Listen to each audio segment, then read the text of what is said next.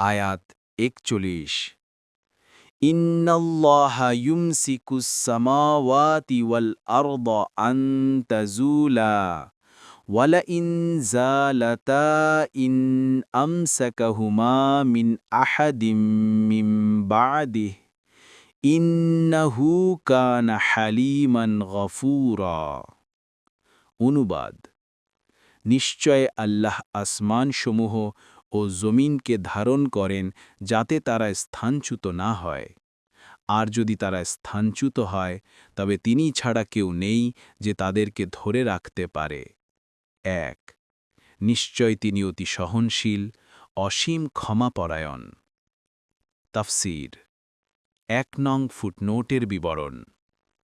অন্য আয়াতে এসেছে, আপনি কি দেখতে পান না যে আল্লাহ তোমাদের কল্যাণে নিয়োজিত করেছেন পৃথিবীতে যা কিছু আছে সে সবকে, এবং তার নির্দেশে সাগরে বিচরণশীল নৌযানসমূহকে, আর তিনি আসমানকে ধরে রাখেন যাতে তা পড়ে না যায় জমিনের ওপর তার অনুমতি ছাড়া।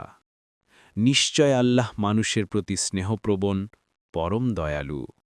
সূরা আল হজ ৬৫ আত-তাফসীরুস সাহিহ।